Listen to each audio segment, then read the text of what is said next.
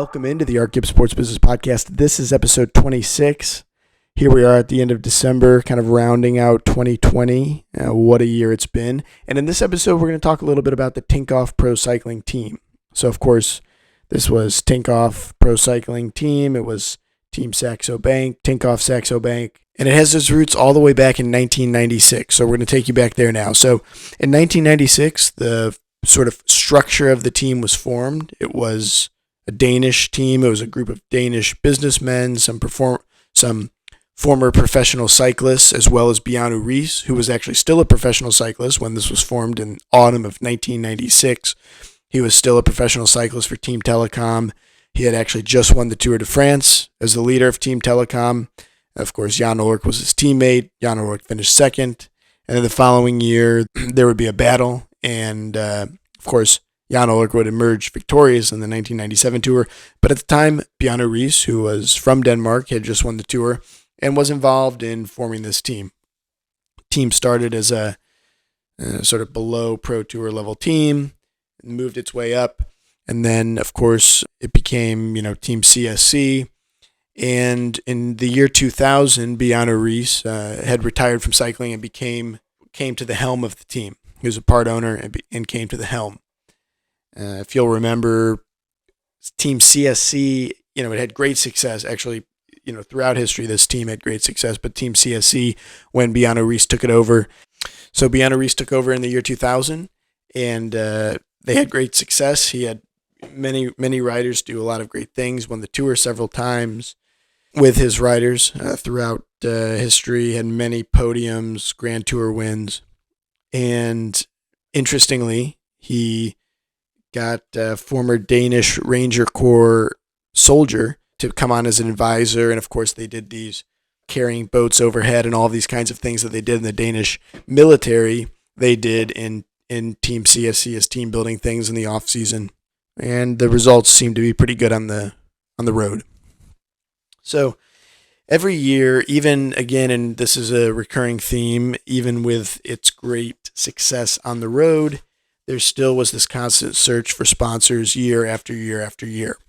Until in 2013, it ultimately although Tinkoff was involved, it ultimately came to a situation where in 2013, Oleg Tinkoff, the Russian billionaire businessman who was behind Tinkoff Bank, Tinkoff Credit Services, actually purchased the team from Riis for reportedly between 4.5 and 6 million euros and kept Riis on as the leader on the road, per se, the leader of operations, basically the CEO, team manager of the team, kept him on at about $1 million a year salary, reportedly. Now, Tinkoff Bank, just a little bit about that, and Oleg Tinkoff, which is actually Tinkoff OV, and the bank is Tinkoff OFF.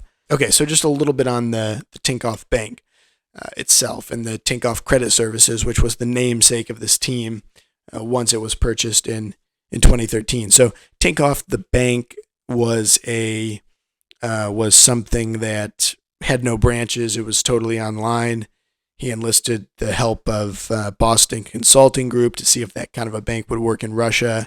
They determined that it would. Oleg Tinkoff invested $70 million and he built this business. Actually modeled it after Capital One, the U.S. bank, which is a similar bank, of course, that offers credit card services and really is just now having branches come up, and you see the commercials with people talking about having coffee in branches and things like that. So he modeled it after that. Capital One in America made Tinkoff Bank, and it was, by all accounts, a pretty successful bank. So Tinkoff in 2013 took over the team. Ownership, Bjarne Riis stayed on.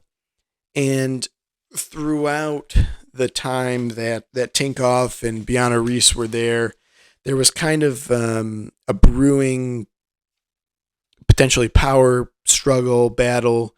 And there was kind of a question of whether Bjarne Riis was really still into cycling in the way that he was before. Of course, he, like many people of that era, sort of constantly had drug accusations swirling around him. He, of course, won in 96. He raced a few years after that and then retired and did extremely well with Tyler Hamilton as the team leader in 2003. Of course, Tyler Hamilton finished fourth, but then ended up leaving and going to Phonak. He did well with Carlos Sastre, won that year with him in CSC, but again, that was 2008. And so by this time, in the 2010s and on, there was a question of whether he was still invested at the level that people thought he should be. And there's a funny story that I believe is in Cycling News, but it's reported many other places as well, that in the 2010 Tour de Suisse, a rider went back to the team car. Of course, the team cars follow the race. The team directors stay in the team car. They're the chief strategists. They have the race on the TV. They have sort of all the data at their hands. And, they could talk on radios to the team that's racing and that kind of stuff. And a rider comes back to the team car in the back. Bjarne Riis is there. He comes back to get some direction, and Bjarne Riis is there with headphones on, watching the West Wing on a laptop in the car while the race is going on. So that's a famous story, and people love to joke about that. But there was that kind of stuff going on. So there was this kind of question and kind of situation where people were questioning whether Riis was still totally in it with his heart. That was, of course, this incident that I just described was in 2010. Then in 2013, Tinkoff makes this purchase of the team.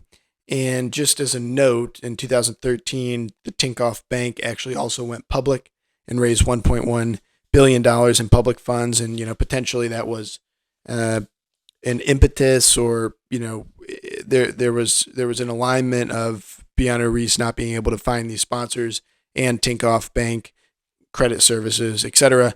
Whatever you want to, it was called Credit Services and then it was called Bank later on.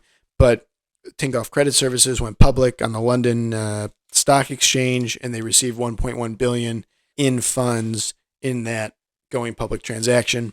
Right around that time, Tinkoff purchased the Tinkoff team again for this 4.5 to 6 million euros reportedly. But again, there's an obligation going forward in terms of paying the riders, paying Riis, as I mentioned, paying Riis $1 million a year. Anyway, so in 2013, he purchased the team. Riis was the head of the team, still the CEO, still in charge, etc. And there's this kind of question of whether he's totally involved just by several different accounts.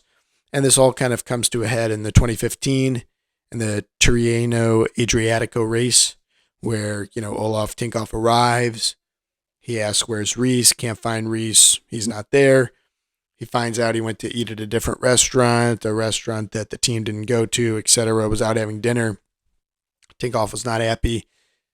Called him to come back. They had a discussion. He said, you can't be doing this, etc., etc. They got into some kind of a tiff, and Riis was suspended, in the 2015 Milan-San Remo for the Milan-San Remo race, and then eventually was out. So Riis was out, and then, as with cycling in so many cases, shortly thereafter, there was a question of who is his replacement going to be, what's going to happen around in 2015, going into that 2016 season. Saxo Bank was out as a sponsor, according to Tinkoff. They couldn't really bring any real money forward, so Saxo Bank was out. Tinkoff was the main sponsor, comes in 2016 as the main sponsor, and then, just shortly thereafter announces that will be the last season that he will be the sponsor. He's going to sell the team and exit cycling. Now, according to Oleg Tinkoff, he was putting in $20 million a year, and him and the bank combined to put in a total of 50 million euros throughout that time, 2013 through 2016. So, and again, this team had incredible success, and it's kind of a question of the value in these teams. You see Riis having all of this success over many, many years, and again, there's really not a lot there to sell. Constant sponsorship struggles. This is a reoccurring theme. And, Oleg Tinkoff had some having it out with the UCI and the ASO. The ASO, of course, is the private company that controls the Tour de France, Dakar Rally, a couple of other things. So he was trying to, in some ways, combat that and have that discussion, but it's constant. So does Jonathan Waters, so do all these people. All these team owners. There's a constant struggle kind of with this UCI and ASO of how do we divide the money? How do we make the pot bigger for everybody? How do we do this? So anyway, back to Tinkoff. Shortly after coming into the sport in a big way, he's out. And Riis, of course, there was questions of whether he would make a bid for the framework that was still left of that team, etc. That didn't happen.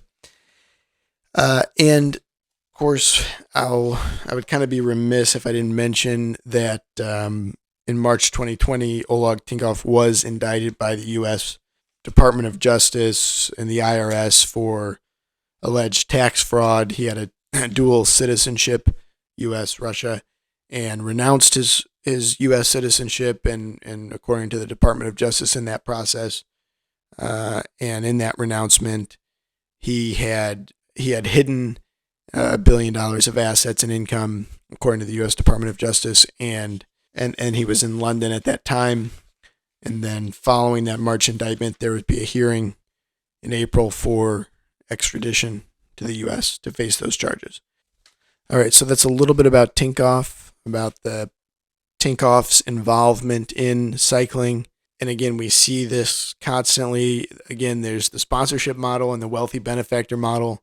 The Israeli startup is funded by a billionaire, a Canadian Israeli billionaire, trying to, boost the image of Israel. But again, the economics of the sport, having a wealthy benefactor as your main source of capital and relying on a wealthy benefactor as your main source of capital is, of course, not fantastic.